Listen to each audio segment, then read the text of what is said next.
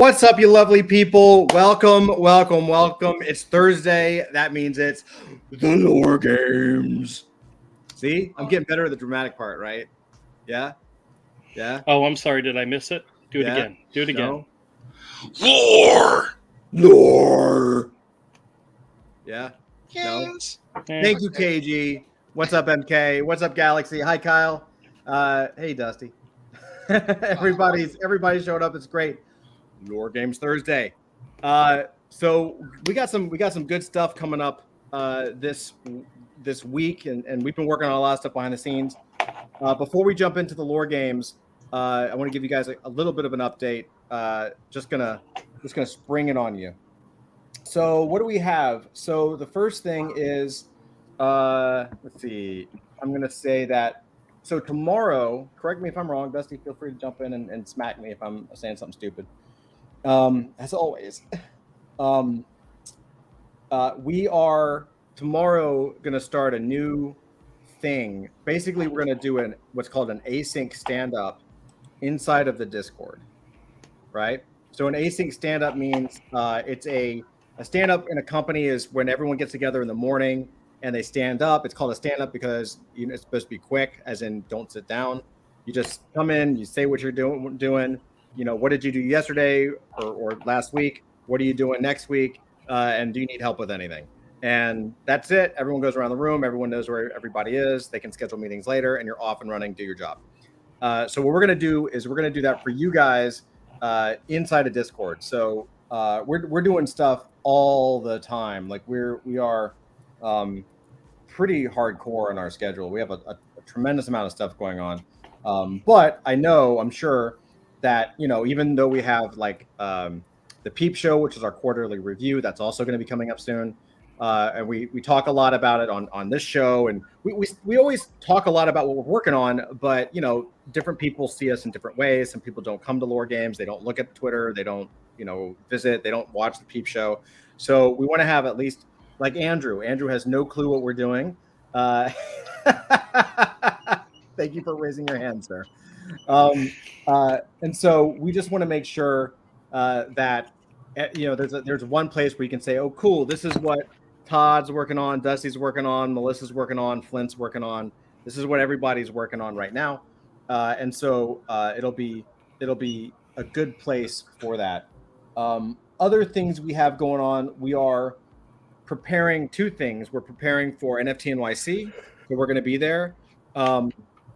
Dusty and I are going, which is going to be dope. We're going to put together a get-together. Most likely, I have a favorite bar in Manhattan. It's kind of close-ish to the center of where all the stuff is going to be. So if you're in New York City and you're coming to NFT NYC, we'll release some information about where to meet up, and it's going to be a lot of fun. So hopefully some of you guys will be able to show up. We'll have more information about that soon. Also, I'm going to share. Dusty, can I share what Flint did yesterday that we haven't announced in this? Yeah, let's do it. Yeah, you get a little bit of a sneak peek here before the actual announcement. Yeah, awesome. So we're going to announce this tomorrow in Discord. So this is for Rageous. Because Rageous has an original sketch collector's edition mint pass #1, and so we got his NFT completely hooked up. So let's see. Oh, that's awesome! Right? Let's see what it looks like. 1 second here. Right? That's so dope. Doesn't that look cool? It does. He has a definite 1 of 1. Yeah, for sure. And so this is like, so I'm also going to be mailing Rageous the original art at some point before he passes away, of old age. Oh, dude, the back. Yeah. Is that one of the kids? So this was we did two things on the back. On the general on the main ash can backs, is a sketch we did of Flint. These are all inside jokes. So there's a sketch of Flint that he uses for his avatar. We did it in a Discord game, and it became Flint's meme. So on the back of the other regular editions is a picture of Flint, that sketch. This is Julia did this drawing one day, and I said, Julia, what is that? And she said, it's you, Daddy. And so I can see it. I can see it. This is what I look like to a 5-year-old. This is what a Web3 founder looks like to a 5-year-old. I hadn't shaved. I probably hadn't bathed. You see, I've got stubble that goes all the way up through my eyebrows and stuff. The nose is almost perfect. The displacement of the eyes. I mean, she nailed it. Right? Yeah. It's very, very on point. Yeah. And so one of the things that we really like to do is like any kind of like weird, funny meme that pops up inside of our group or inside of our universe. We want to celebrate that. So this is definitely one, and this is only on the back of the original sketch editions. So you kind of have to know. I mean, inside, when you open the book, when you actually look at the book, it'll tell you what it is. That it's a drawing and by Julia and MK says chef's kiss. KG says looks just like you. It really does. It's really sad, and it made me question a lot of things in my life. But a lot of decisions were made to get to this point. I never realized how much your head looks like a pufferfish. Yeah. But now that I see it, it looks like a drunk sloth. I'm gonna have to start calling you Papa Puffer. Look at the art. Look how cool the art is, huh? Yeah. Oh, it's fantastic. Now turn that thing back around. We've seen that before. Yeah. But it looks. I'm really happy with this. It looks great. Oh, it's fantastic. It's got the nice color on the bottom, indicating that it's like an extremely rare piece. This is really. I'm really excited how it came out. And he's got one more. He's doing. He wants me to do Dead Steps. So Dead Steps coming next. Nice.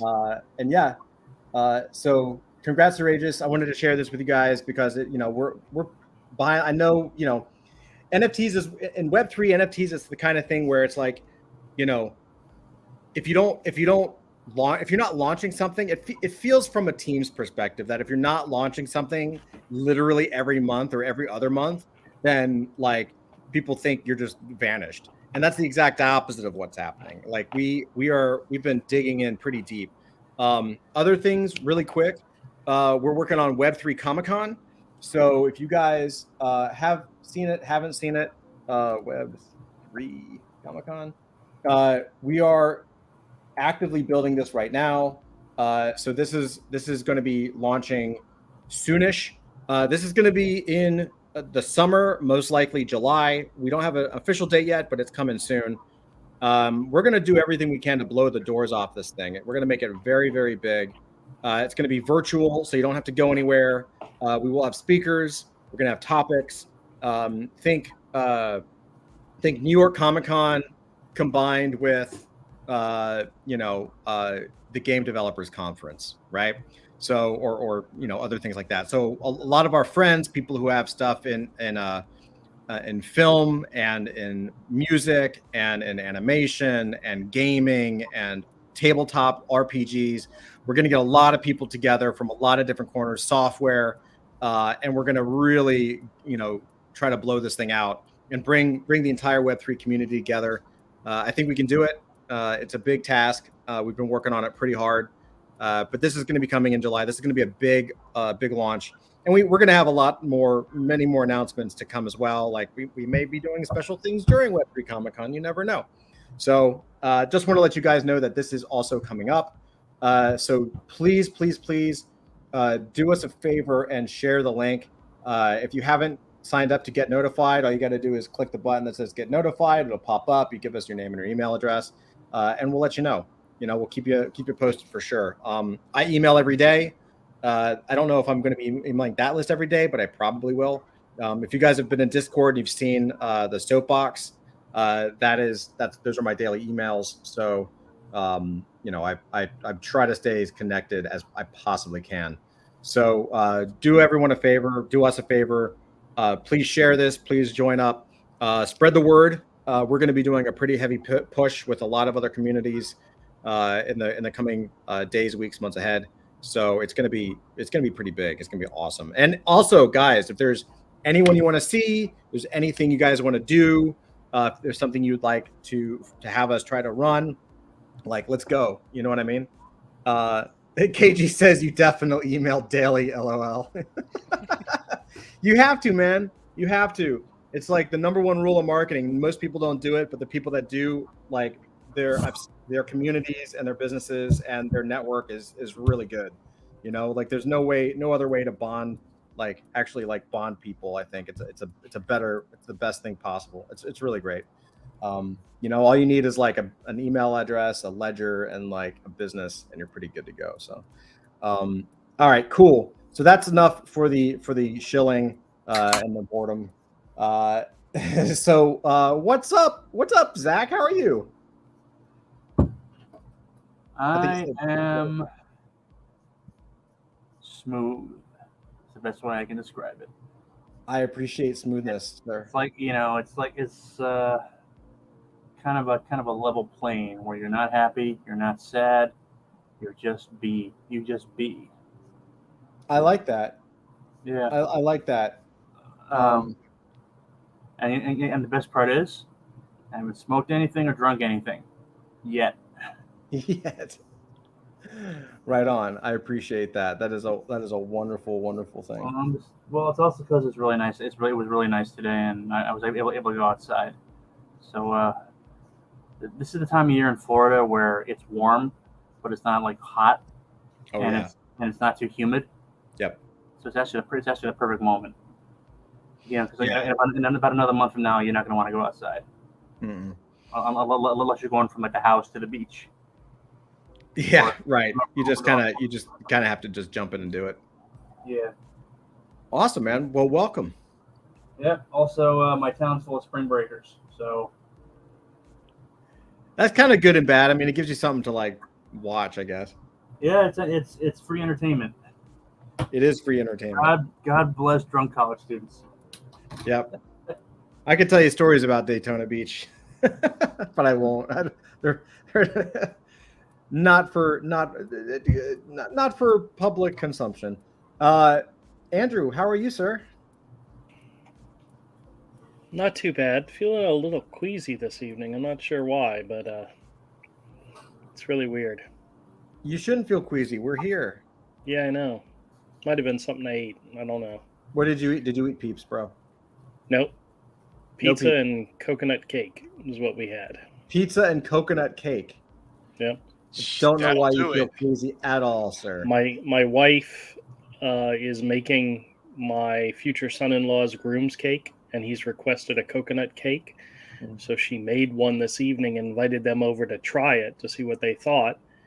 And then the kids said, "Hey, what about doing pizza?" And I'm thinking to myself, great, you guys bring pizza. That'd be fantastic. That's not what they were saying. They were saying, "Hey, Dad, why don't you go out and get pizza and we'll all come over to your house." Right. It sounds like maybe the combination of coconut cake and pizza might be the reason you're slightly queasy. Yeah, it might be. But just a random guess. But I don't know exactly what happened. But in the last 2 days, my channel's gotten 50 new subscribers. Nice. Awesome. So I don't know what happened. All of a sudden, just another burst of subscribers. So. And what might your channel be, sir?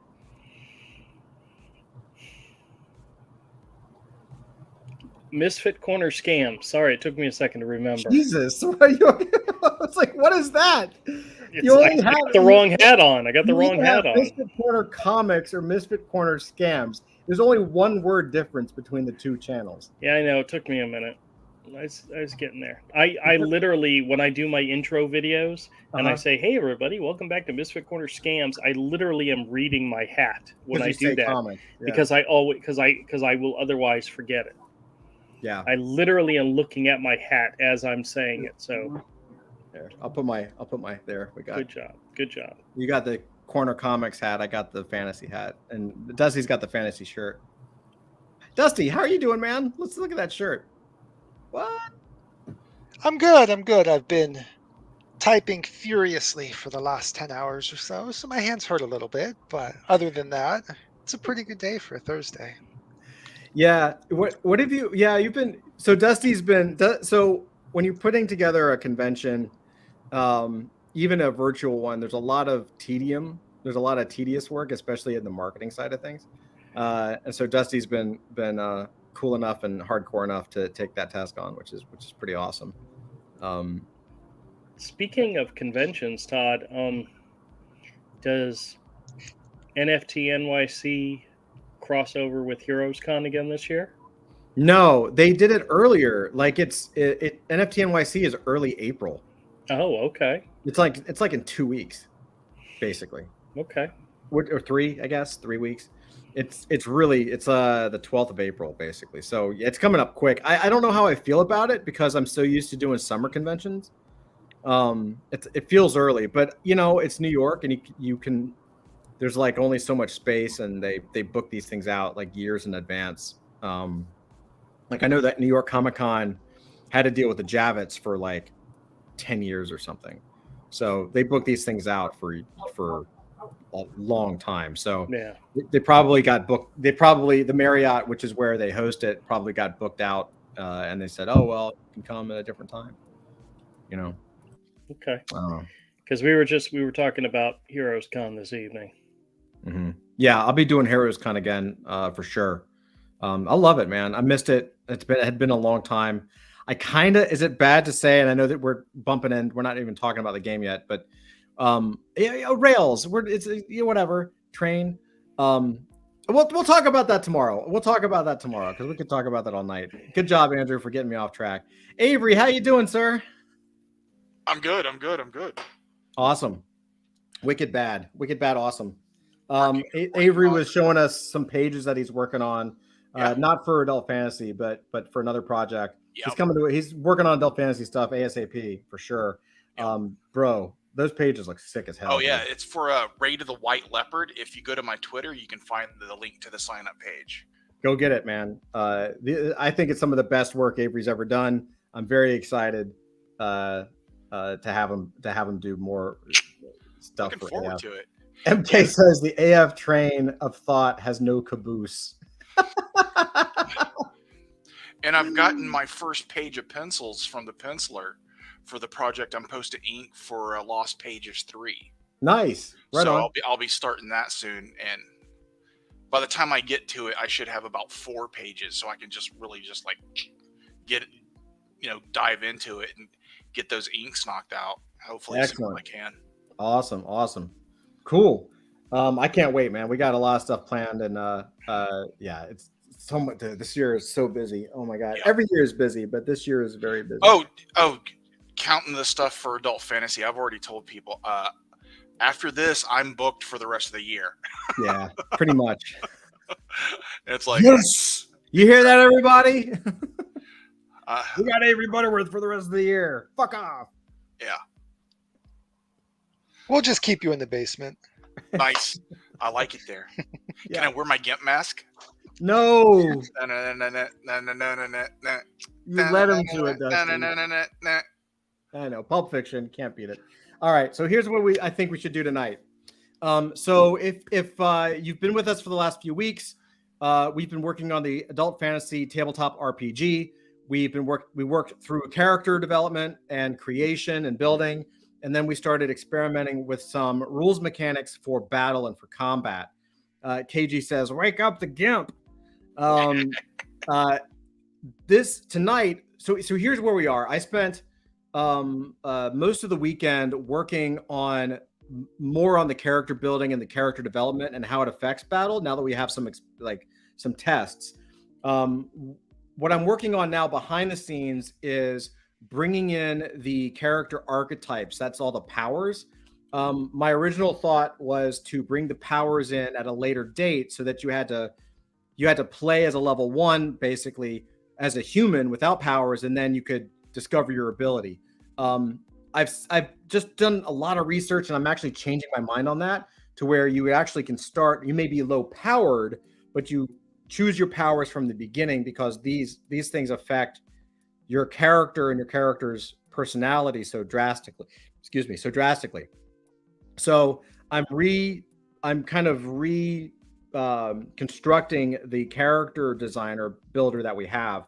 Same stuff, nothing is going away. It's just going to be formulated in a different way with the addition of these character archetypes or these classes.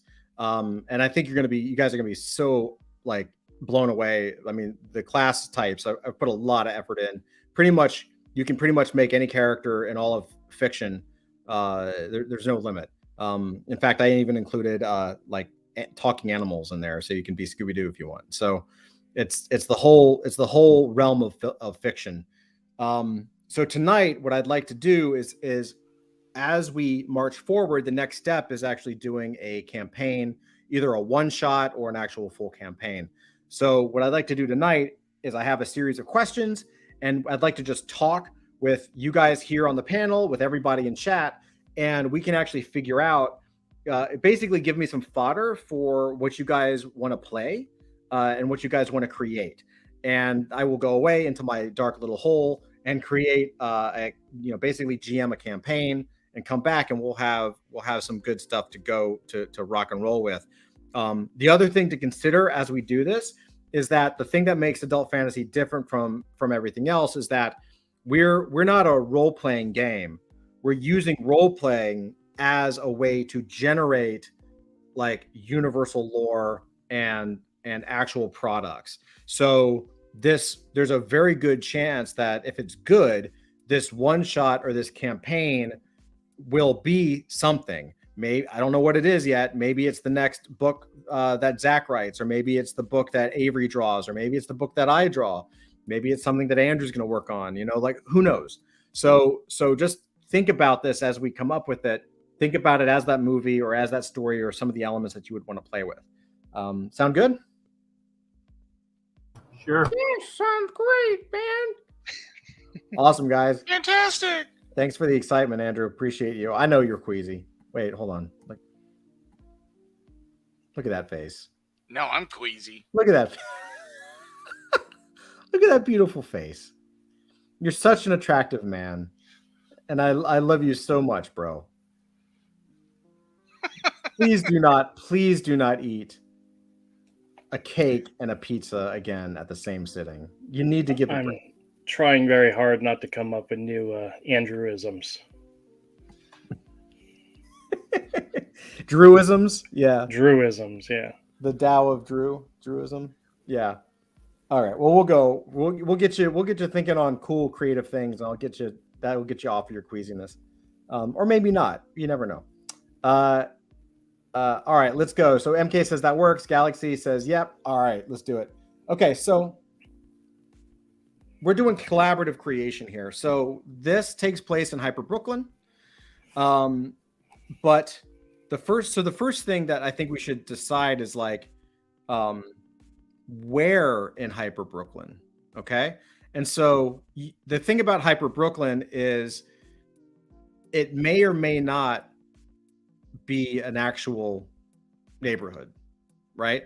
Like I know Zach knows Brooklyn, so he could say Williamsburg or Greenpoint or Red Hook, and I know exactly what that means. But most other people who've never been to Brooklyn or never been to New York City have no clue what that means. And that's okay. It doesn't necessarily need to be a specific neighborhood or a specific thing. It could be the industrial district, or because this is Hyper Brooklyn, it could be the mining town or the cyber, the cybernetic town, right? Like it could be the cyberpunk area of town. So it can really be anything, and we can kind of make it work. In fact, Hyper Brooklyn is essentially a Rubik's cube of identity because of the great Smushening. So we can pretty much do whatever the hell we want. So that's the first question, and I'm going to take some notes. Actually, Dusty, could I task you with some notes, man? Would help me out a little bit. Sure, I can just type for another 2 hours today. No Oh worries. no, fine. No. Never mind. He's right. I will do it. No, I got it. You've been typing all freaking day. Now you're making me feel bad. The way to go with the Jewish Guild. I appreciate it. My I've mother learned would- from the best here. I've My learned from mother the would be best. proud of you. Are you sure Todd. you're okay with it, man? Seriously, are you all right with it? Yeah, we're good. All right. Todd, I had an idea. I don't know why, but you were talking and an idea for a story just popped into my head. Mhm. And I want to get it out there just because I don't know how long I'm going to be here this evening. But I almost imagine a campaign in which a demonic overlord rips through a barrier and takes over the top floor of like the Baxter building, like our version of the Baxter building, where a family of superheroes lives in. Mhm. And a ragtag team of up and coming superheroes have to get to the top of the building and rescue the family of heroes. And each floor contains like bad guys and booby traps and gifts or grants you extra stuff throughout the every level has a different Yeah. achievement or goal. But the ultimate goal is to get to the top, rescue the heroes, defeat the bad guy. But I don't know. This idea that just popped into my It's head, great. and I kind of It's like a modified, like the end of the dragon scenario, right? something like where each level has some type of Yeah. death trap or That's boss. common in role playing games. Yeah. There you MK, go. Throwing out Dusty- the idea. Dusty MK says you should use voice to text from Android into Google Doc. I do not know how to do that. Why don't you just have ChatGPT do the whole thing? We will. That's fine. One day. Andrew's just trying not to throw up. He's trying not to laugh because he doesn't want to barf. Oh, Todd, did you look up that AI thing I sent you about from Adobe? I did. It's pretty cool. The Yeah. text part is actually the best part. Yeah, but Yep. in the future, what they say that you should be able to train it to draw like you. Oh yeah, you can do. I mean, technically you can do that now, but you just have to self-host. So that's pretty cool that Adobe's going to have that. That's really going to be a big deal. Yeah. Cool. All right. So I like that's actually kind of cool. I like that. So let's put a pin in that because maybe we can insert that as the actual campaign mechanism. Where should this take place? It sounds like maybe like a downtown area. Yeah. Or Manhattan.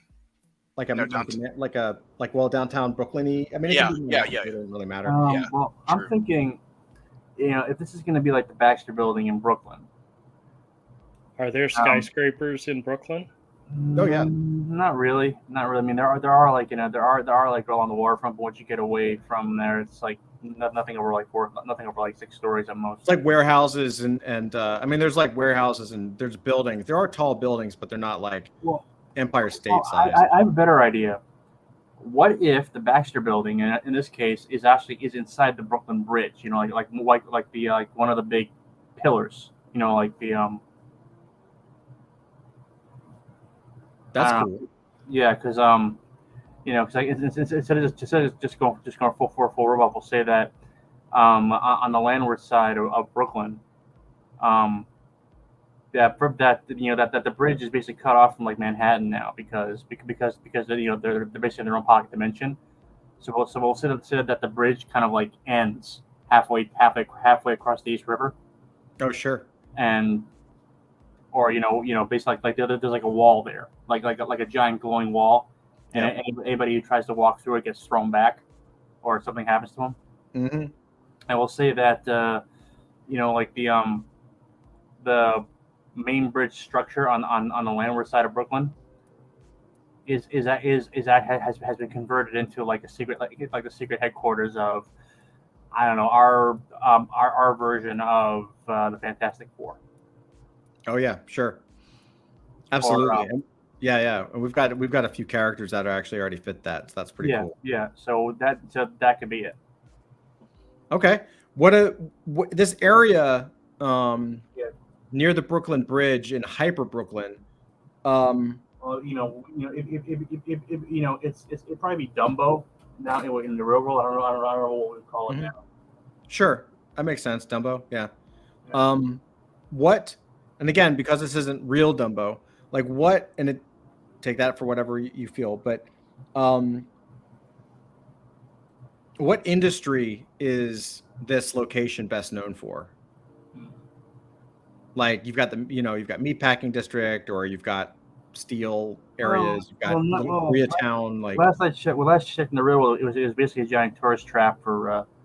I don't know if you call them hipsters anymore, because that's kind of an old thing, and now this is like 4 years ago. So I don't know. Could be anything. I mean, the Domino Sugar Factory's not that far away, so maybe that's yeah, but it could also be like tourist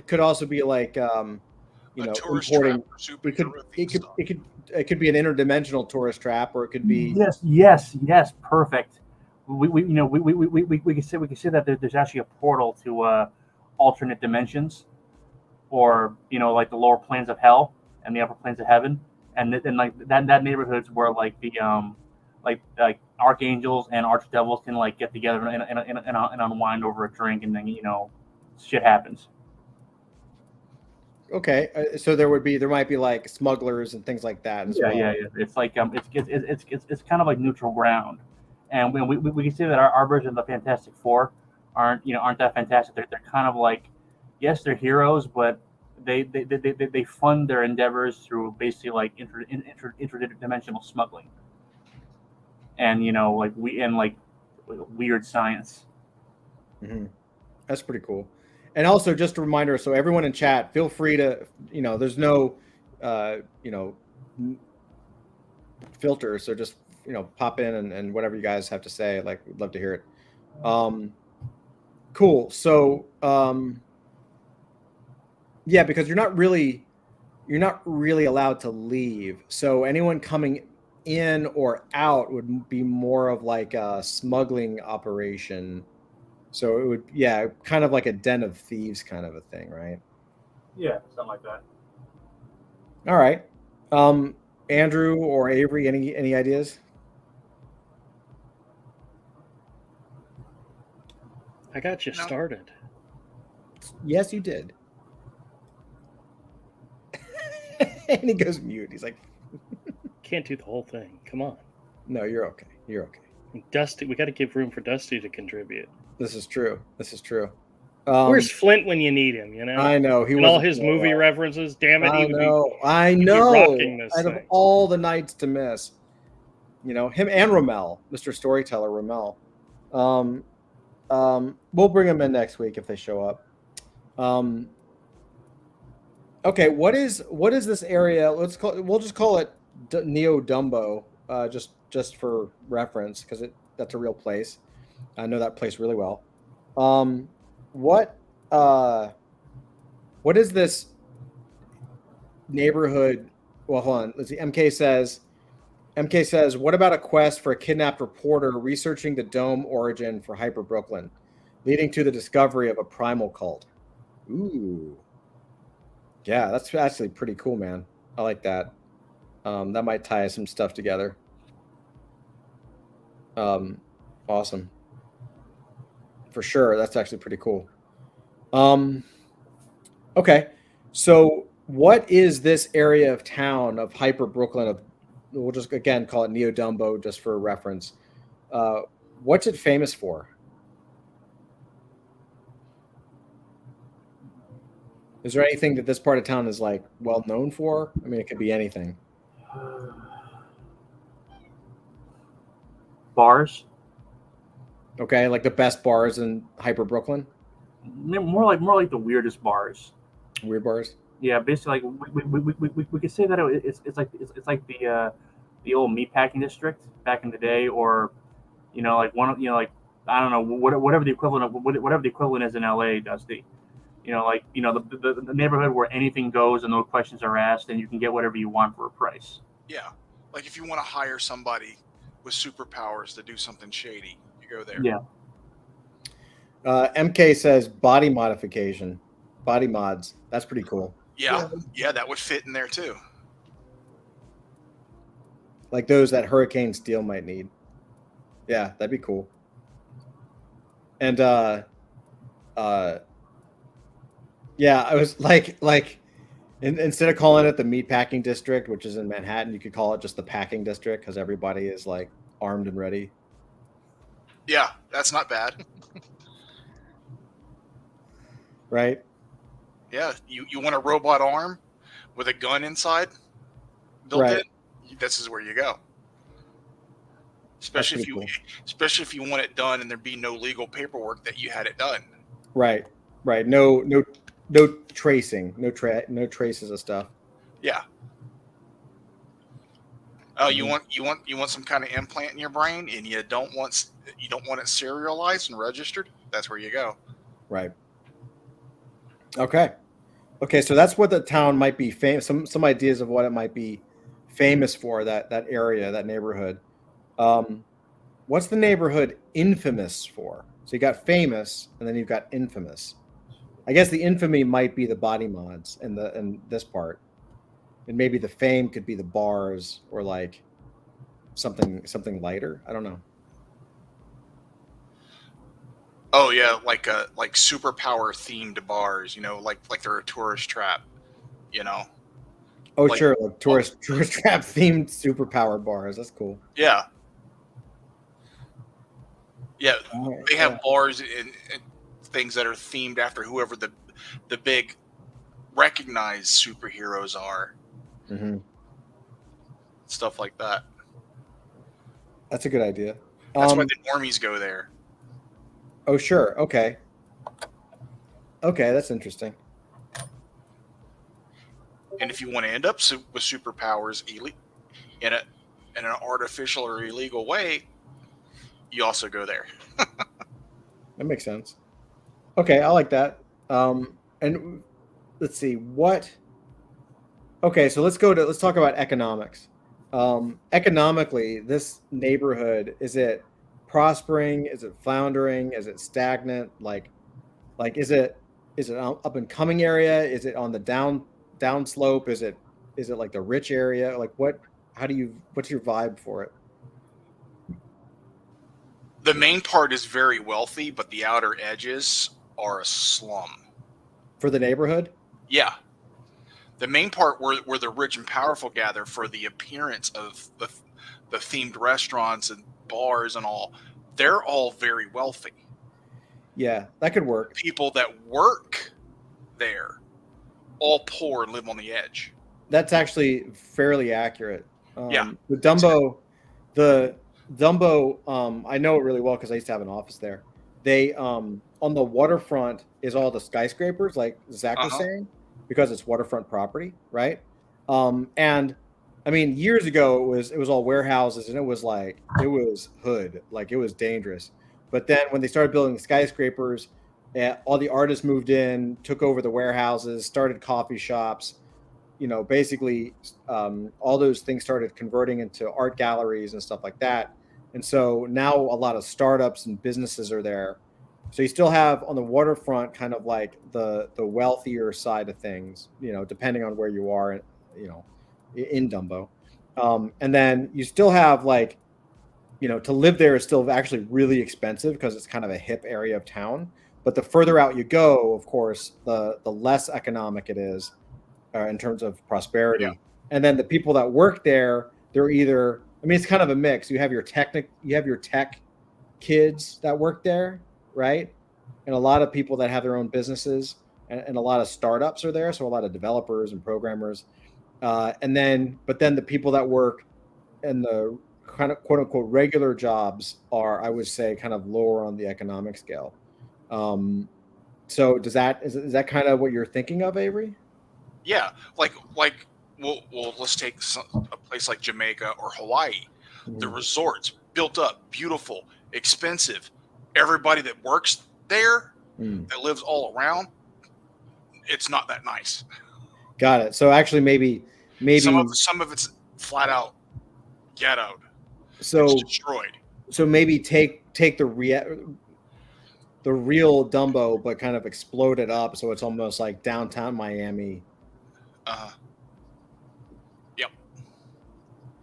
Maybe this kind of taps into the idea we had before, where it's almost like the skyscrapers, where up above the clouds is beautiful and expensive and super wealthy, and then down at the street level, it's dirty and nasty and slummy.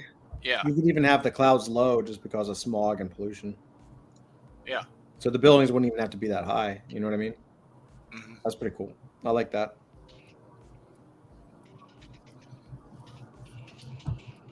Let's see. And what's that George Romero movie?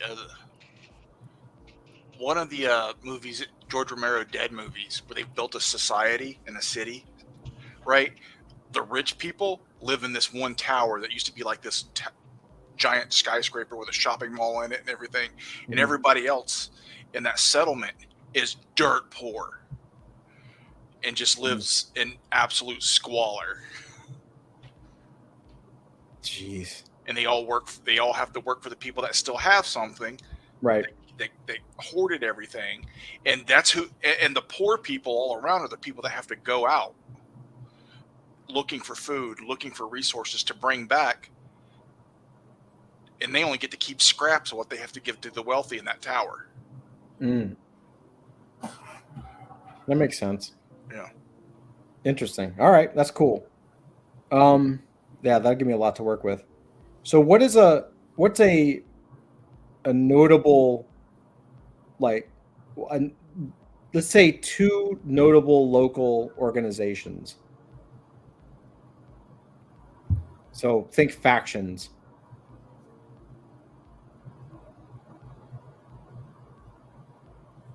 One's got to be a coffee shop, right? Yep. It could be like a faction of baristas or something.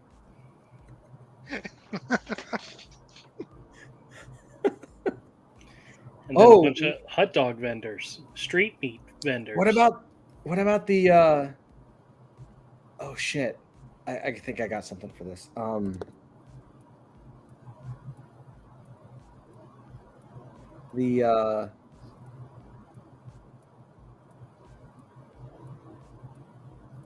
What about the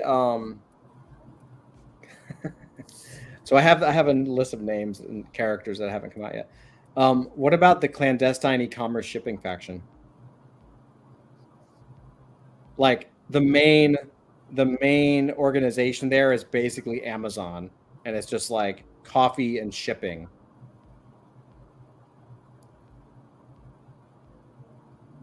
No, not feeling it, or feeling it.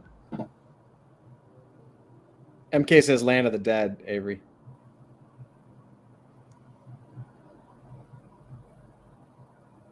Going once. Going twice. Dusty, clandestine e-commerce shipping faction, yay or nay? It needs a better acronym. It's funny, but it needs a better acronym. Yeah.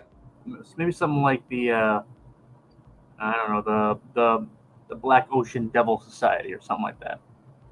And Black Ocean Devil Society. That sounds cool.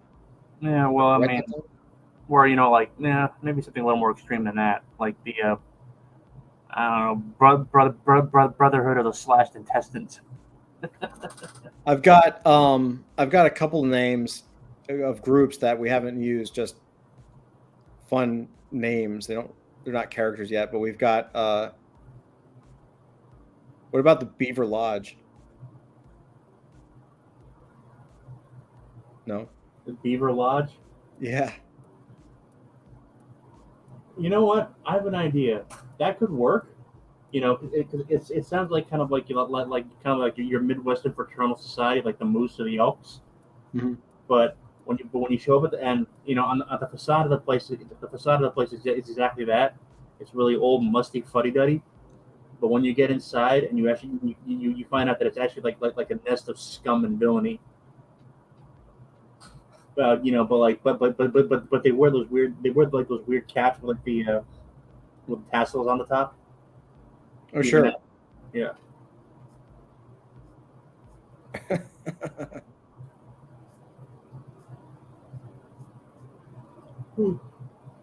Any other ideas for organizations that would be, or factions that would be in this area?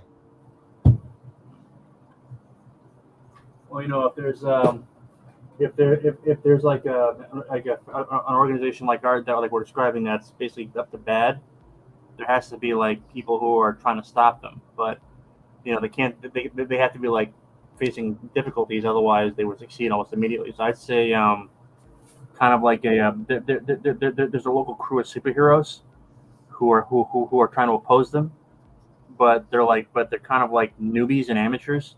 like you've seen Mystery Men, right? Yeah. Mhm. Yeah, like that 90s movie, that movie from the 90s where Ben Affleck and a bunch of other guys play a bunch of, like kind of like that, like they're like they're they're they're minor league players trying to move up to the majors, Mhm. and they can't get out of their own way, basically. I could see that. Yeah. And whenever they do succeed, it's usually in spite of themselves, not because of what they actually do. I think you mean Ben Stiller, not Ben Affleck. So yeah, I mean, Ben Affleck. Yeah. That was one of my favorite movies. Yeah. That was a good movie. It was a fun movie. It was based on a comic. Yeah. Was it the Flying Carrot or one of those? Yep. Yes. Andrew, do you have any ideas for local organizations? I threw out the coffee company. That was it. Fair enough. What? I just got back. Hey, so we're looking for notable local organizations or factions for this part of Brooklyn. Well, we could call these like these wannabe superheroes, like they give themselves like a really grandiose name that they can't live up to. So like I don't know, like the Sworn Brotherhood of Justice or something like that. Or the yeah. The Barista Mafia versus something like that. Yeah. It feels like we're setting up for the movie Chinatown. yeah, like there's a mafia of like baristas and another mafia of bartenders, Mm-hmm. like the strippers union, the cyborg strippers union. Or maybe not Chinatown, maybe Big Trouble in Little China. Yeah. Barista Mafia. MK likes Barista Mafia. We should write that down. Let's see. We got MK says, what if we did a local org playing off Salvation Army with a gimmick like the bell and pot? Oh, that's cool. Like a local Salvation Army type of thing. They're on every corner, but maybe they're like spies or something, or they're not just the Salvation Army, right? Bell and pot. That could be interesting. Oh yeah, That could be fascinating. they're the people you have to talk to if you're looking for illegal body mods. Right? Oh, there you go. I like that. That's interesting. Let's see. What's a notable? Let's do 2 notable local landmarks. Well, that main tower definitely. Yeah. And Well, it's either main tower or wherever the main thing is. yeah. That building, whatever that's going to be. If it's one of the columns of the bridge or it's separate. Yeah. That'll work.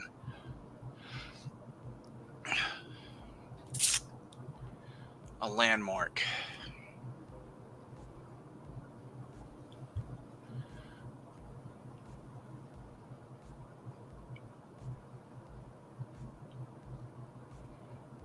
Well, it could have 3. The main gate as you enter the area, because as you want to go into the area, let's say it's in rings, so you'd hit that first gate from whatever part of Brooklyn you're coming from, and in between those first 2 gates is like the ghetto, so you would recognize that gate. Mm-hmm.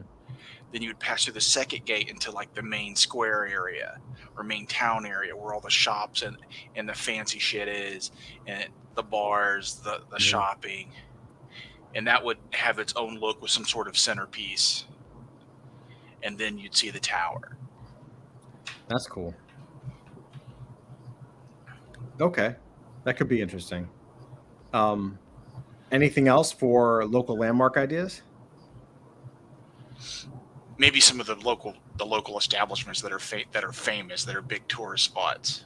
Different specific bars or clubs. Right, like an actual local, like a local pub or something. Yeah, something that's very well known, even You know, There was my old part of Brooklyn where I first lived, there was like a 24-hour diner that had been there for like 100 years or something. yeah, exactly. Yeah. People that don't surf a day in their life and live in the Midwest are still wearing Ron John t-shirts. Right. Exactly. Yeah, for sure. Right. Exactly. And it's just one surf shop here in Florida.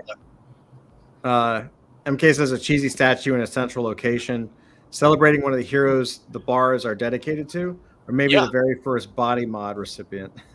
Yeah, one of the heroes, because that's the outer face of it. You know, that's the glam of the interior that get people in there, get people willing to live in the crap in order to come there to work. Yeah. Mm-hmm. That's pretty cool. And then MK likes your idea of the local pub. Yeah, there would be at least one establishment that's well known outside of the area. Yeah, that makes a lot of sense. It would be and every town's got one. You know, every major city's got some type of venue or some place that's really well known even outside of the area. Mm-hmm. Okay, yeah, that makes sense.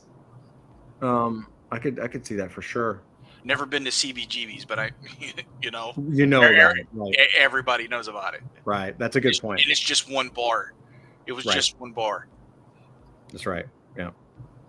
Okay, that would work. That's interesting. Now,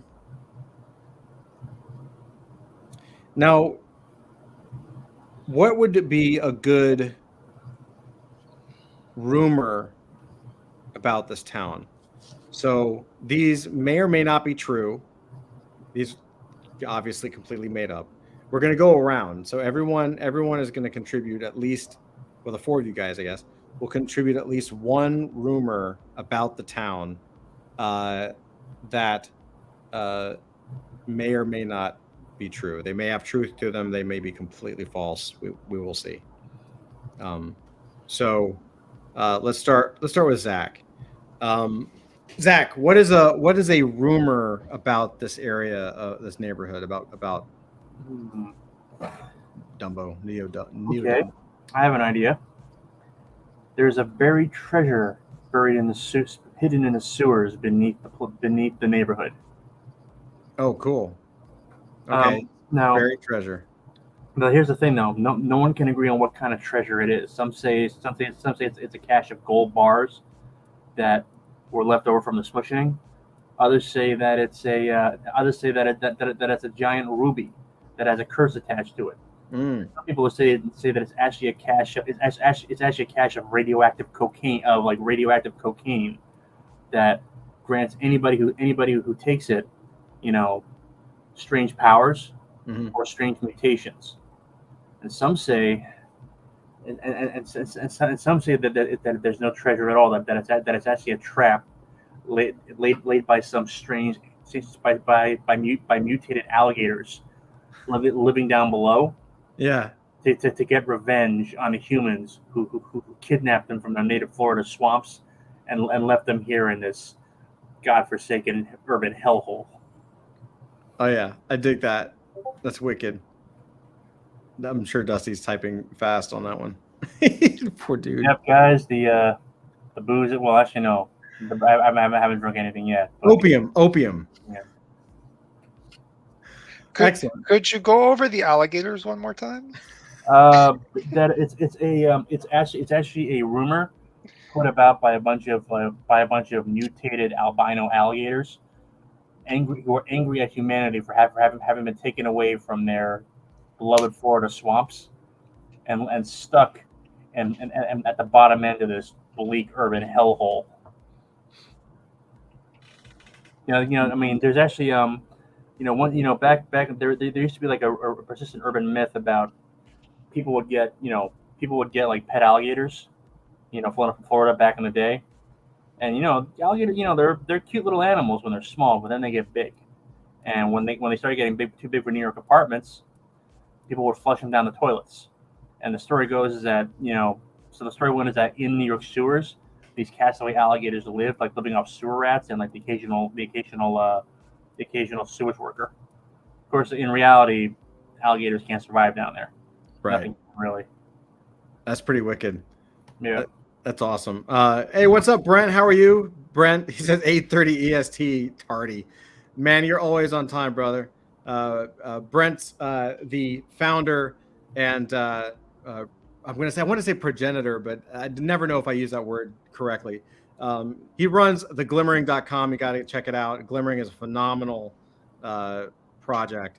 He says in New Orleans, people have pet alligators now. If they get out of hand, we barbecue them.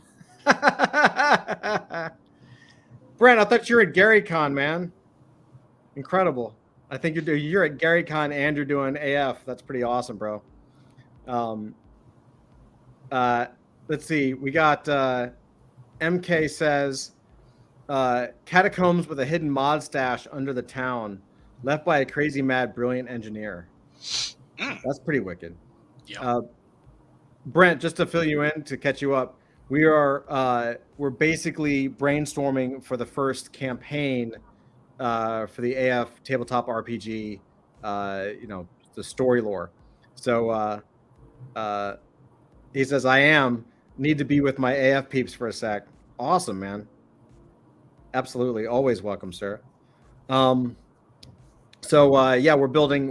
creating the basic ideas, the little plot points that I'll use to GM this hopefully next week.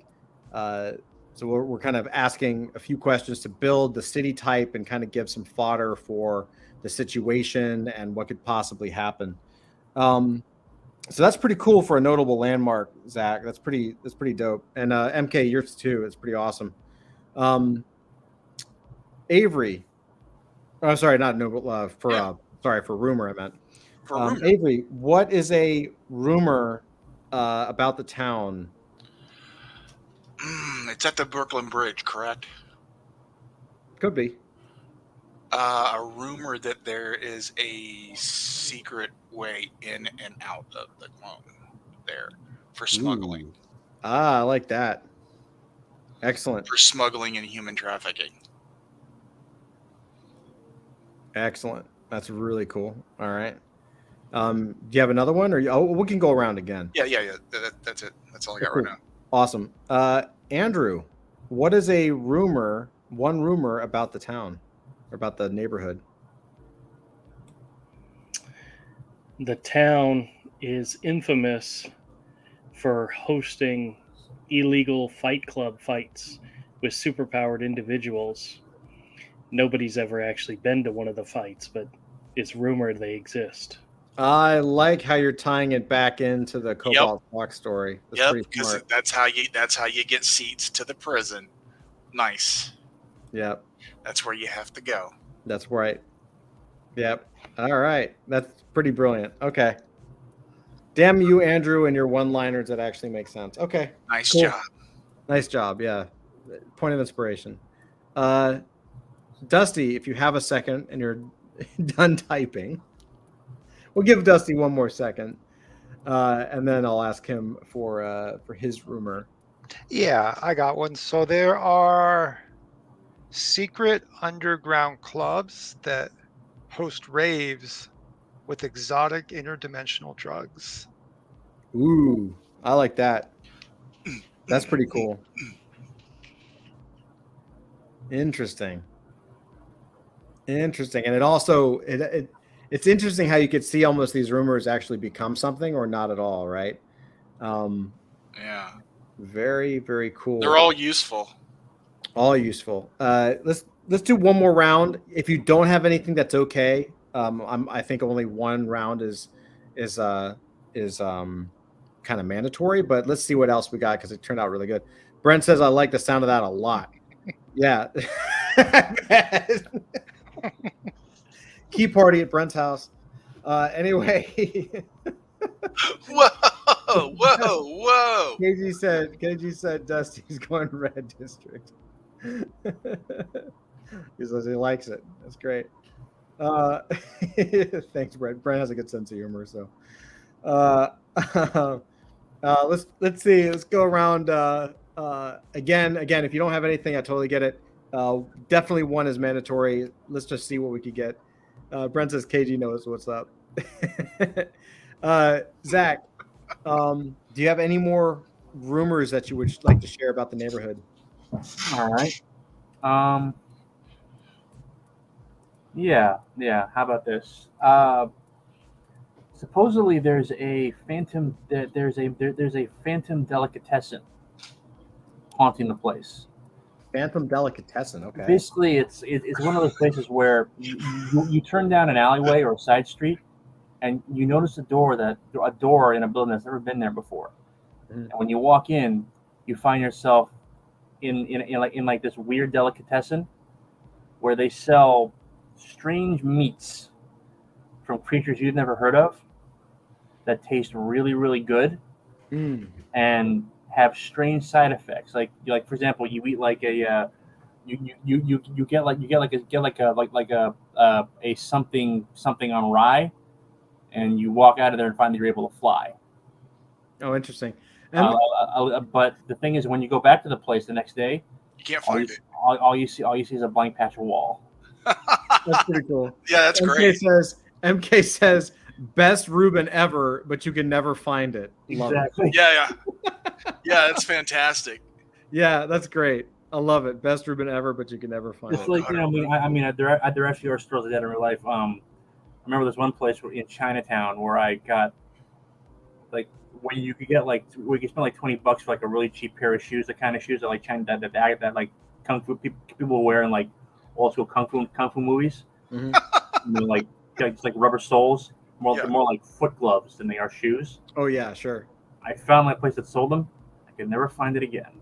And I walked down that street.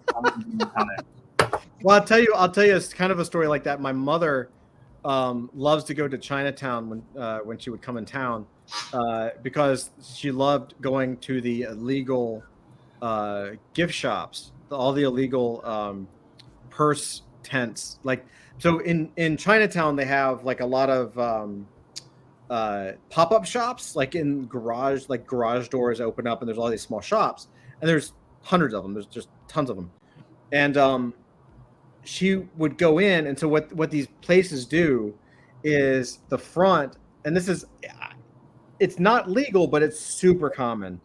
Like everybody knows about it.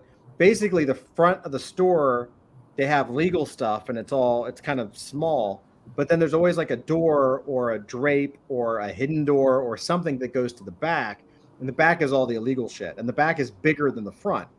And so remember my mother went in one, and she vanished, like absolutely vanished for like 45 minutes, and we were kind of freaking out. Like for a minute I was like, well, I'm sure she's just in one of these shops, but I didn't know which one, and she was just gone.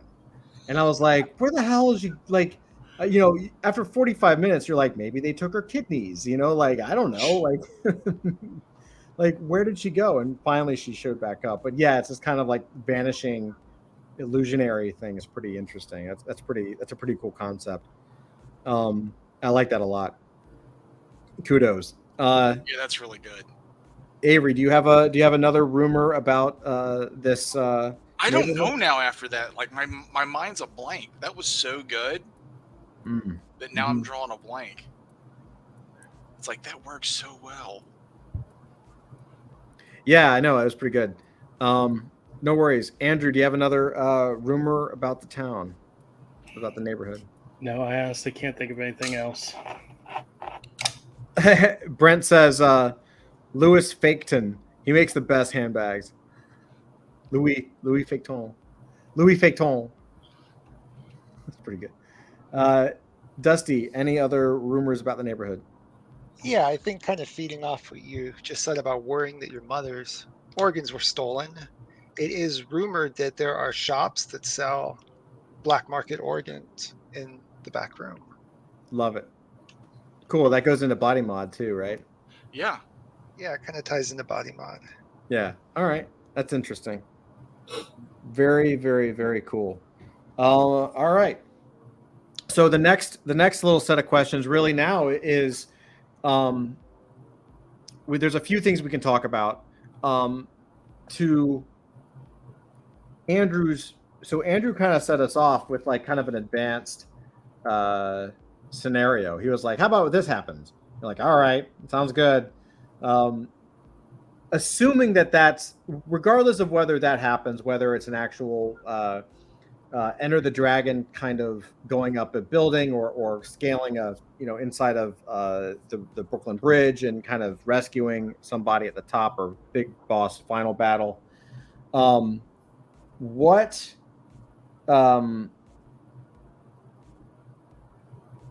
Let's talk about some of the results. Like what, let me see, how am I going to ask this?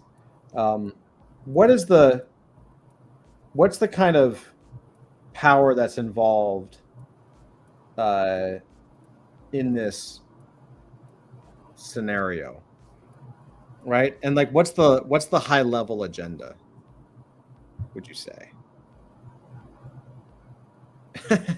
Brent says, "Can I get an adrenal gland?" Like, it could be. I still have in my head. I still have one of the ideas, and we don't have to do this. This is not. I'm hesitant to suggest because I don't want to color. I don't want to color the adventure here, but one of the things that we do have is we have sort of like a kind of a portal of evil that we could do. I guess the next question involves some of the powers and some of the NPCs, the playing characters that we're going to mess with, and then the actual player characters that we're going to play with. So, for instance, maybe that's where we start. Do we want to, what for the player characters, the characters that you guys will play? Do we want to play with completely made up characters for this first one, or do we want to use characters out of the AF universe?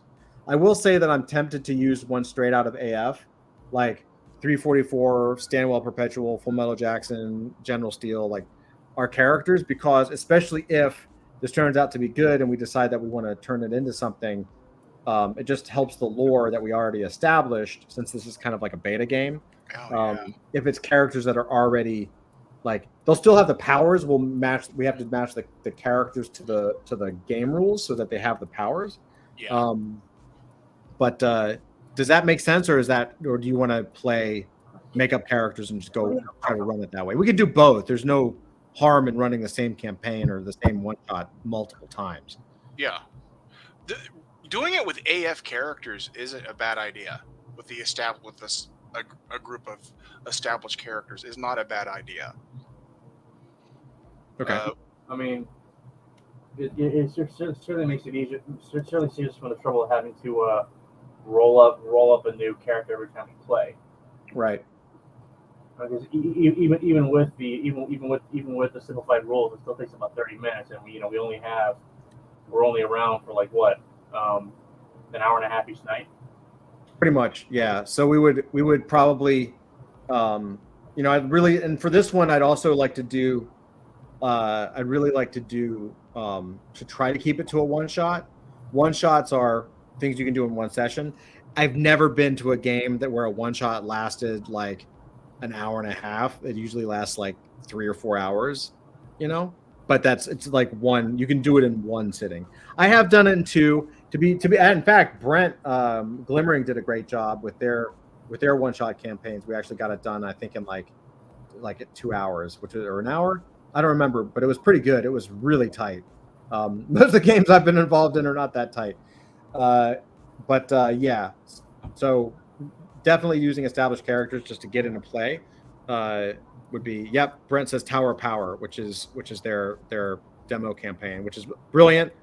You guys should watch it and play it. It's on Brent, hook it up on what's on. Do you have the URL handy? If you have the URL handy, I'll put it on the screen so people can see it. But it's he says 1 hour, but we fucked around a bit, so really about an hour 20. Yeah, dude, that's super tight. That's like incredibly tight, and they're pre-gen characters, so they're like established characters, and you just go right into the game. So that's pretty. It was good. a lot of fun too. It was a lot of fun playing Tower Power for sure. MK says, since there's a body mod, we should see an entry from Stanwell. Yeah, for sure. That's exactly right. So we can start to kind of bring that stuff in. Okay, so I'll look at maybe establish characters for the player characters.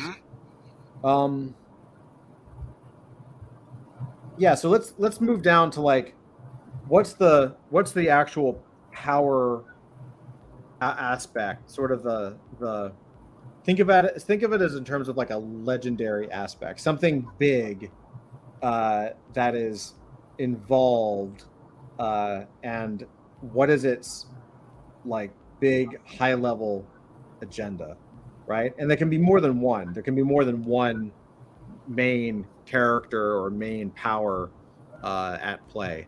It could be anything from, so again, I really don't want to color too much, but just to give you an example, it doesn't even have to be human. It could be the Hellmouth portal, right? We've talked a lot about that. And we have established lore about the Hellmouth and how so someone has a shard from that staff that can hurt the primordial. We got to come up with a villain or somebody that rules the area or something. Fair, okay. And still use Andrew's idea of that Fantastic Four like family that's hostage, but the bad guy has like a piece of that staff. Like if we have like a Fantastic Four, XP essentially living in the tower of the Brooklyn Bridge. Maybe we should have like a Victor a Dr. Doom XP as well, but kind of like twist it out a bit. So we could say that they have a rival. Yeah. Who is there a character that already fits that? I don't know. So I don't have probably. Todd will know. Maybe no. Yeah. Or we could just create a new one. Yeah. So there could be like a someone like Dr. Doom, but instead of like wearing like a face mask and all that, we can say he's kind of like a he's kind of like a Mark Zuckerberg type kind of guy. Dr. Doom by way of Silicon Valley. So skinny, air of moral superiority. Sure. Looks like a total wimp, but his thing is that, Dusty, this is where your idea comes in. He's basically like swapped out pretty much every muscle and organ in his body, so he's actually like basically essentially superhuman. And so like he's like ultra fast, ultra strong, ultra smart. Oh sure. Like he looks like a total dork, but he can basically like take like a man 3 times his size, and like he can basically take like a. He can basically like go up against a fully trained MMA fighter and basically time in a knots without breaking a sweat. But the problem is that all those body modifications come at a cost. He has to and the only thing he can actually survive on is human blood. So he's essentially a serial killer who's basically like killing people to drink their blood, but he's trying to keep it hidden. Because he wants to preserve his public image. Does that make sense? Mm-hmm. For sure. Was that a little too convoluted? No, that makes sense. I have a good. You gave me a really good like picture of what this character would look like for sure. Yeah. MK says, or maybe the hostage family has it but doesn't know it. So maybe they actually have if we do the shard, then they have the shard, but they don't actually know that they have the shard, or they don't know what it's really for. Oh yeah, the scientist is performing experiments on it, and it's causing a problem, and he's completely oblivious. And you've got to fight your way up the building to get to him to like knock him off, dude. What are you doing? That's pretty cool. Or he's going, or he himself, like the whole family's been corrupted, kind of like opening the portal in Ghostbusters. By what the experiment he's doing while that gate that he's opened, or Hellmouth he's opened with the shard, has corrupted them, that they're like the gatekeeper and the keymaster. Oh, that'd be cool. Like they're completely taken over. Yeah, they're completely taken over. The whole tower is completely taken over. Right. So even though they're like good guys, quote unquote, they're like bad right now. Yeah. That whole tower's taken over Inferno style. MK says they have a body mod with a piece of the shard. That's cool. That's I cool like too. that. And then Galaxy likes that idea, and MK says the gate idea is good. Yeah. Yeah. So we're using the Hellmouth and the shard. We're using it all. We're using it all. We're using this is adult fantasy. We're using it all. Everything. Kitchen sink, everybody. Kitchen sink. Throw it all in there. The wackier, the better.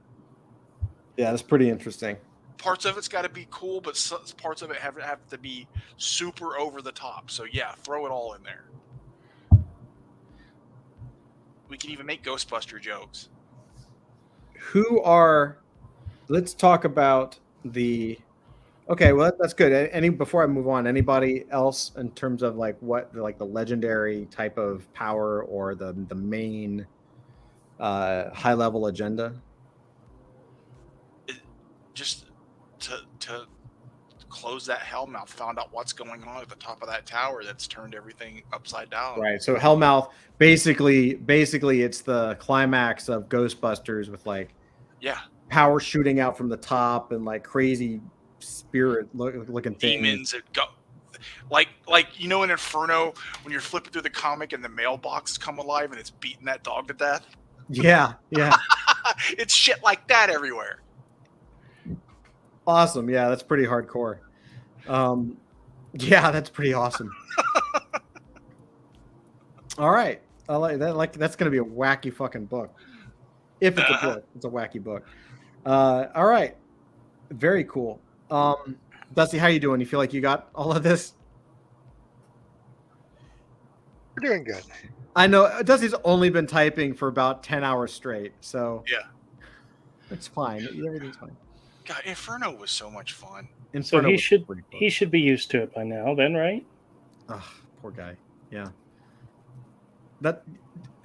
God, that panel of all the stuff that happened in the book, the one with the mailbox beating the shit out of the dog in Inferno. Yeah. It's like stuck in my head. That Mark Silvestri drawing where he drew that cartoony mailbox. Yep. And it's just it's a classic, man. It's classic. On it. That's right. It's classic. Okay, so let's talk about the NPCs or the other monsters or the other characters that our group, our player characters are going to run into. Who are they? How do they promote their agenda? Right? Like do they have any personal or practical goals? Like it could just be ordinary everyday things running amok. Mm-hmm. They've gone crazy. They're possessed. Stray toasters. Right, stray toasters. What was the Emilio Estevez movie where all the machines come to life? Oh shit. You know what I'm talking about? Emilio Estevez? I'm not sure. Andrew, you're the movie. You and Zach are movie guys. I have no idea what you're talking about. You know, Overdrive. Oh, yeah. Still not familiar with that one. Oh, really? Yeah. Hold on. Overkill, Overdrive, Maximum Overdrive. Maximum Overdrive. What, the movie? Yeah, MK got it. Maximum Overdrive. Yeah. Let's see. Maximum Overdrive. Hold on. MK says 1986. He knows the date. Yeah, Lisa Simpson was in that. The girl that does the voice for Lisa Simpson was in that. Really? Yeah.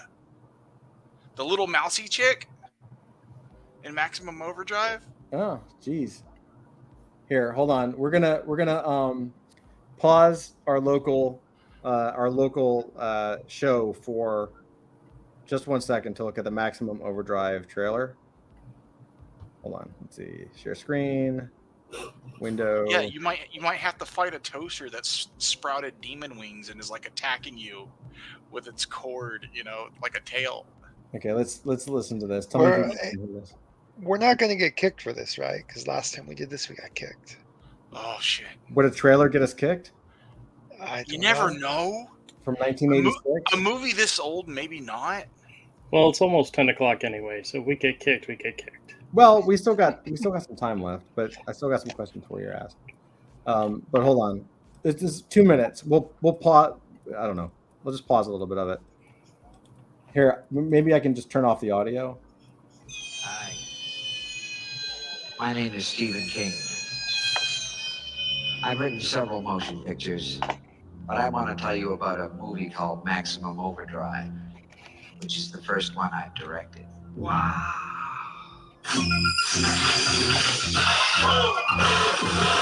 What the dick is going on around here? A lot of people have directed Stephen King novels and stories. And I finally decided if you want something done right, you ought to do it yourself. Yeah, MK says it was so terrible. Yeah. He's like, if you want something to do right, it's more like he took the attitude as I can fuck it up myself. Yeah. Here, I'll scroll through it. I mean, it's literally this is the truck. Here, I'm just gonna. He's just talking about how awesome this movie is gonna be, and it's not. Is it just weird? He looked totally cross-eyed in the. Yeah, cockeyed. Yeah, like the lawnmower goes off by itself, and everything else goes off by itself.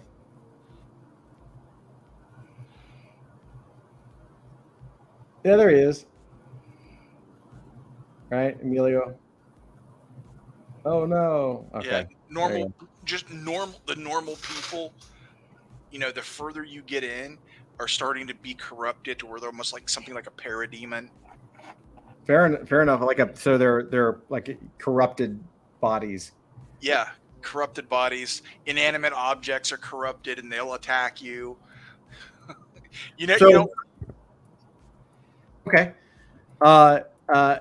The truck with the green goblin, my favorite. Yeah. Such a bad movie. Okay, so that makes a little bit of sense there. Brent says, I've got ChatGPT writing lore summary for an adventure based off the movie Maximum Overdrive. Please hold. It really is, dude. You kid, but it's true. We can take that whole premise, integrate it into this, and make it amazing. Just combine it with Inferno and Stray Toasters. We're good. Pretty much. I like the way you're thinking, Avery. I like the way everyone in chat's thinking too. All right, so we kind of know this, but I'm going to ask this anyway, so that we can kind of maybe dive into it just a little bit. We want to define what happened on the streets, like who was murdered, who disappeared, who was paid off, who was put under a spell, who was found out. You've talked about a kidnapping. Is that something we want to like keep, or is that something we want to mess with?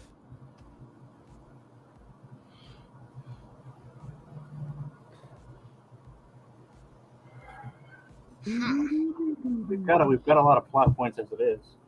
Well, I mean, do we like the reporter getting kidnapped, or we like the family getting kidnapped? See that as things go wrong, a reporter getting kidnapped would tip off the outside of that area.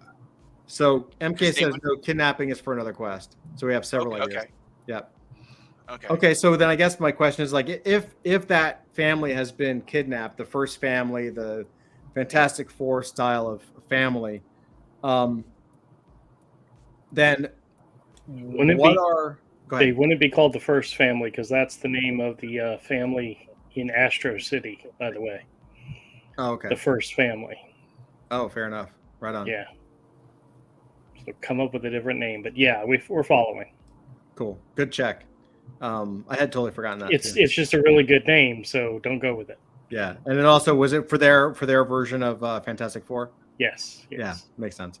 Okay, fair enough. So, okay, so they've been kidnapped. What are the clues? The giant portal and the screaming. You're just like walking down the street and there's a giant portal and they're like, oh shit. Yeah, at the top of the building there's a giant portal and everything's getting fucked up. So no investigation at all. It's just shit's going crazy. Yeah, you can see it. Oh wow, big portal. Everything around it's going crazy. and it's expanding. The crazy's coming further and further and further. People are running and screaming. Some people are getting eaten by mailboxes. Yeah, like somebody's getting eaten by a Volkswagen that like grew mouth and legs. Some dude's cousin. Yeah. A fire hydrant's pissing on a dead dog. Jeez. All right, and so then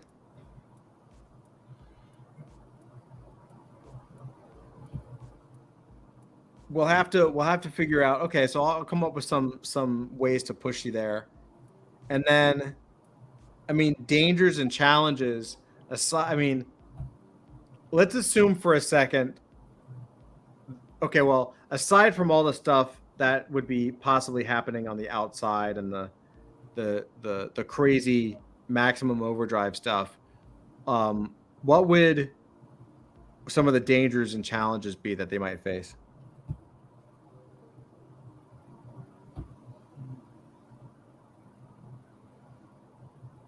As the closer they get, the things get nastier and bigger. Mm-hmm. It's pretty much a brawl. Yeah, I see that you're just going in this straight up fucking Fight Club. Zach, what about you? What do you think of some dangers, challenges, clues to what's really going on? All right. So dangers, challenges, and clues. Well, as for the heroes, maybe what we could say is that the Dr. Doom slash Facebook, slash tech CEO type.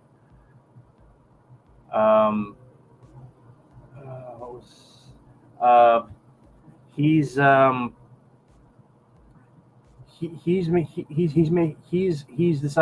basically decided to go up against the Fantastic Four XPs in their tower, and which is why the place got blown up, because he basically sees them now as his chief competition, and the danger is that our heroes, our street level scrabbers, are basically being caught up in the middle.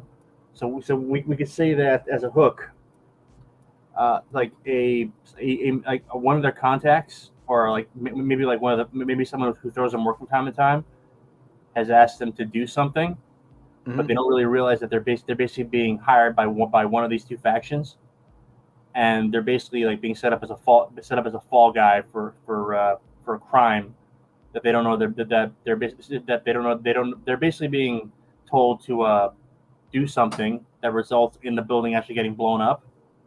And we can say it's either that the tech CEO set them up, or that the Fantastic Four XPs, or the Dr. Doom character, or the Fantastic Four XPs arranged to have their own headquarters blown up, so they can blame the tech CEO.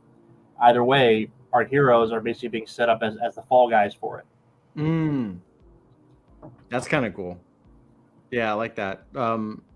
By the way, Brent says, got to get back to it. You people are awesome. Todd, I sent the ChatGPT reply to what a summary of TTRPG version of Max Overdrive. Check your inbox. Love you all. Love you too, brother. That's awesome, man. That's hilarious. That sounds great. You got to read that on air. Like, what if every level, every floor of the building has trophies throughout it? Like a bat cave? Like a bat cave. Like there's pieces of weaponry from beaten foes, or like whenever they develop a new piece of equipment, it's the original is on display, and as the characters go through each level, they can collect these, and sometimes they work and sometimes they don't. And just they get more devious as you go up through the building. Like maybe the top 10 floors are like all the illegal shit that they've created over the years that nobody knows about, that only they would see because they are the only ones that have access. So like go to the first level and maybe there's a statue of somebody and there's a power ring or something on the statue. And the next level, it's a machine gun that shoots continuous bullets, like as long as the person's living or something. And each level there's something new that they have to either get. They can't. Maybe there's even hidden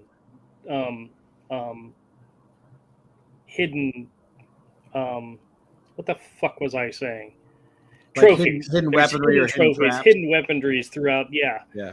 and the more, because the idea of being like a base level character when you enter the building and then getting more advanced as you go through it. Mhm. You know, maybe the building itself is contributing to that. You know. Oh, that makes sense. That's pretty cool. And then maybe some of the weaponry has been possessed by whatever thing is possessing them. Like you Yeah. pick up a gun and all of a sudden the gun bites you, you know? Oh, like it's possessed. Yes, exactly. The gun itself turns into something, and it's the boss for that level. That's cool. That's crazy. All right. That's a very, very interesting. Man, we got a lot of good stuff, man. I think that's pretty good. Dusty, how do you feel? What are you thinking about this? Since you've been writing it all down for the last hour and a half. What am I thinking about? The MK designs says and- Mimic Central. Yeah. the dangers and challenges? Dangers and challenges overall, like what you've been hearing and writing down. Like, how do you have anything to add or anything popping out to you? Like, any takeaways? I feel a little confused. It's okay. That's fine. Yeah, we'll figure it out. I'm just writing furiously. Just let it happen. It's fine. Okay. Ooh, as an RPG, playing a game, what if every level had a certain amount of time frame that you have to get through that level in a certain amount of time? If you don't, whatever award or trinket you would get at the end of the level gets possessed and becomes useless. That's kind of cool. Like there's a time limit, or it's like a built-in time limit that you would establish as the DM for this level. You know, you've got 2 minutes to get across the other side and beat the bad guy, and if you don't, whatever item was at the end that you could use in the next level is now possessed and is now a bad guy and no longer a usable weapon. Yeah, that's pretty interesting. That would also speed up the game a little bit. Maybe. I mean, once the characters realize they're on a time limit, they'd have to. You can't sit around fighting each other. You'd have No, this is true, but you never know what the dice give you. You know what I mean? You'd be like, oh, we got to fight this tiny little bad guy, and it's like you just keep rolling ones or something. Yeah. But yeah. Or maybe at the beginning of each level, you roll a 20-sided dice to see how many minutes you have to get through this level. Oh, I like that. That's pretty cool. You got 20 minutes. Okay, we'll take our time. Mm-hmm. You only got 2 minutes. You got 2 minutes. Your ass up, you know? I like that. All right. Very cool. I think that was where all the questions that I had. Is there anything else that I didn't ask that I should have asked to get some better fodder? I think we got a lot of good stuff to work with. Avery, Zach, and I are copywriting this whole entire story, so we need a check for you to continue. Sounds good. I appreciate you. You're welcome. You've got a coconut pie. Was it coconut pie? Coconut cake. Coconut cake. Cake. You have a coconut cake and a pizza. Yeah, but I haven't been doing carbs like for the last 3 weeks, so And you just ate. And that's dude. That's why you feel sick. Yeah, it's not sitting well, but I'm okay. The mystery it doesn't. deepens. No, there's no mystery. Yeah, let me That's tell you what happened. exactly why you feel sick. I did keto for a year and a half. I didn't eat bread or anything with carbs for a year and a half, and I plateaued and I finally broke. When I tried to eat bread again, I got so sick that I actually got scared that I couldn't eat food anymore. Like it was bad. So like it took me a good several weeks for my body to adjust to carbs again. It was crazy. I never wanted to do it. I mean, that was extreme, but yeah, maybe if you just don't, you basically took a coconut cake and like wrapped it as like a burrito and a pizza. The crazy thing is I literally only had 2 slices of pizza and a very small piece of cake, but it was enough to. That normally that wouldn't be bad, but if you've gone without carbs for a minute, all of a sudden it's gonna kick your ass. Yeah, if your body's in ketosis, that's gonna fuck you. Yeah, your body was playing ketosis. I speak from experience. Well, it's working for me. I mean, I've lost weight, but not as much as I thought. Probably because I'm also hitting the gym pretty hard. So whatever I lose in fat, I'm making up for muscle, which is not a bad thing. But No, you're just rearranging things. It's good. It'll make, like, in a year, like you'll really see it. Yeah. Well, we'll see. Yeah, I was off carbs for a long time, and then it was one of the kids' birthdays, and it was like early. It was like Brooklyn, and I was like, you know what? I just want a small slice of cake to celebrate, and so I had that slice of cake, and it was the first time I had carbs and sugar in, again, like a year and a half. And I swear, like I was like jittery and freaking out. My heart was beating real fast, and I got really sick. Same thing. I was like, I couldn't figure out what the hell was wrong with me, and obviously it was the cake. But Yeah, you it's a felt good sick. thing. Ultimately, it's a good thing, I man. It I just want y'all to know I've been feeling queasy this entire episode, and I've been waiting. If I need to throw up, I've got my trash can right here. I'm doing it on stream. We'll just Nice. we'll just do what you did last time. We'll just like wait until you're like really nauseous, and then we'll start telling jokes and cracking you up, and you can barf all over your computer screen.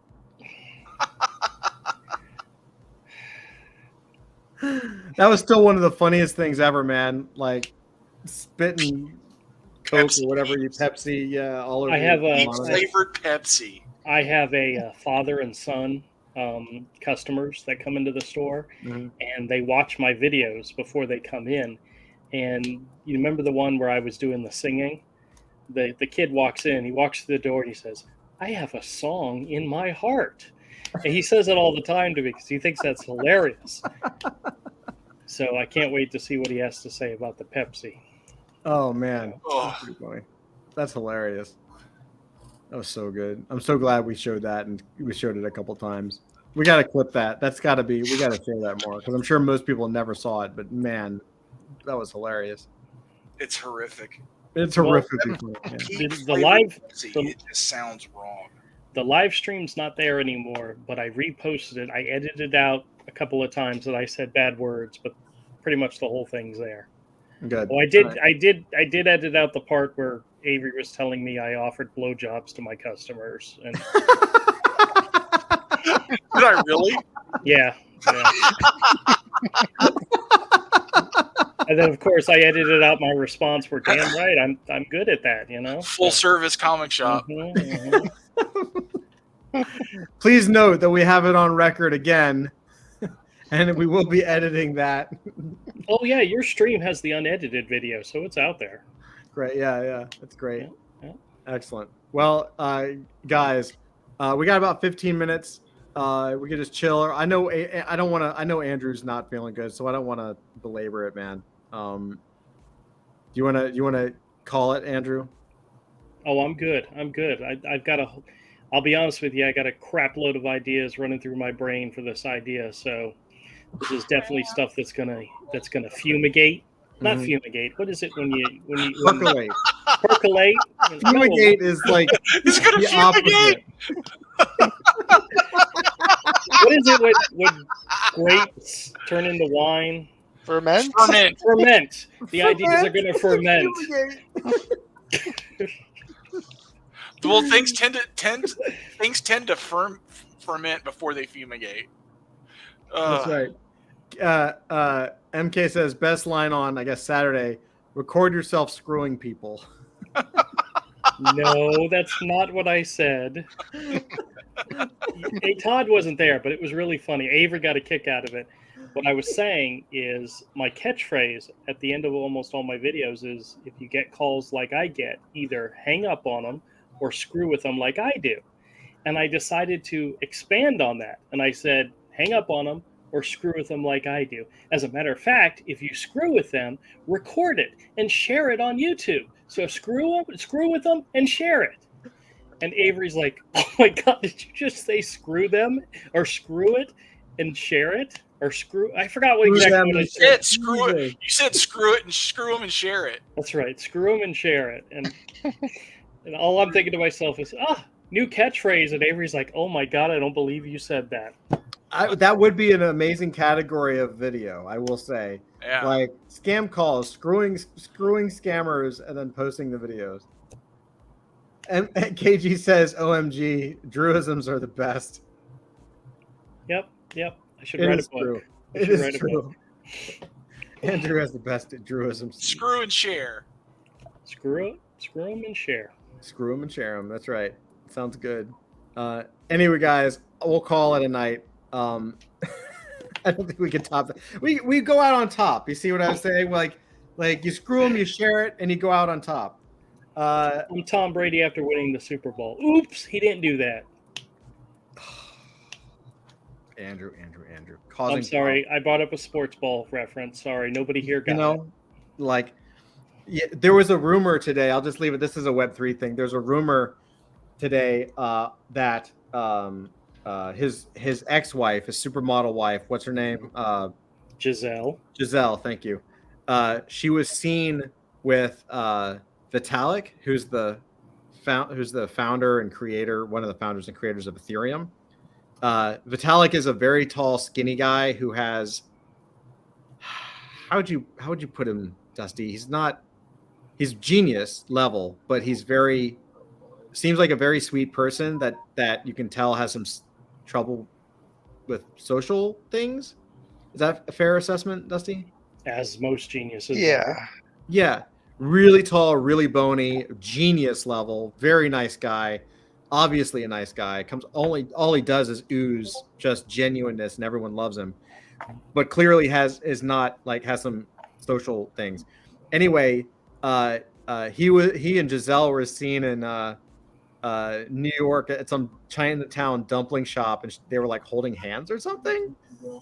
So now there's a rumor that they're dating, which everybody's like laughing at and being like, "Well, yeah, okay, sure, why not?" MK says there's a better chance of my Lions winning the Super Bowl than that happening. I don't know if he's talking about Tom Brady winning another Super Bowl or Vitalik and what's her face. No, he should have retired after he won the last Super Bowl, but he didn't. Yeah, I know. He's crazy talented though. He's kind of super good. So hey, I went and saw his movie. His movie? 80 for Brady, about the old ladies that went to the Super Bowl. Well, that's when you know you're too long. That's when you know you're in the game too long. He was in it. I think he actually helped produce the movie.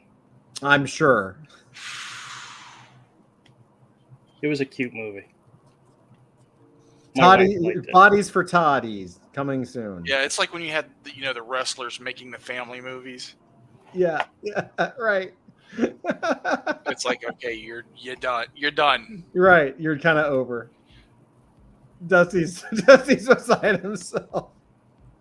Or when you have the gangster rappers. What am I doing with my life? Where did it all go so wrong?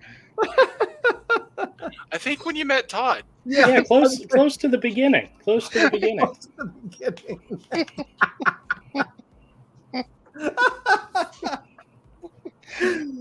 Anyway, guys, thank you so much. We love you all. Another wonderful lore games. I think we got a lot of good fodder. We got a lot of good stuff. I'm going to go way into my dark little hole and try to figure some stuff out. MK says, "Poor Dusty. Just wants sleep's warm embrace." Sleep would be nice. Yeah, we'll come back next week. We'll have some good stuff. I will try to have the campaign for next week. My gut tells me it's another week, so I'll try to see if I can squeeze that out. But we'll have some good stuff for next week either way. It's fermenting now. It's fermenting now. It's absolutely it's fragrant. Galaxy says great stuff. Thank you, Galaxy, as always, for showing up. Appreciate you so much. Thank you, guys. Andrew, are you feeling good enough to do Friday night Nerd Den? Yeah, I'll be fine Friday night. Okay, sounds good. I'm just not going to eat pizza tomorrow night. Please don't eat pizza, a burrito, like a cake pizza burrito. Cool. Everybody, we will see you tomorrow night at, what time do we do it? 8 p.m., is it? 8 o'clock. Yeah. 8 o'clock Eastern. Nerd Den tomorrow night. Got some good stuff. There's some good artwork, some heritage auction stuff. It's going to be a lot of fun. Cool. Anyway, guys, love you. Take care. God bless. Thank you guys for such a great episode. I always have so much fun doing these. And yeah, with that, love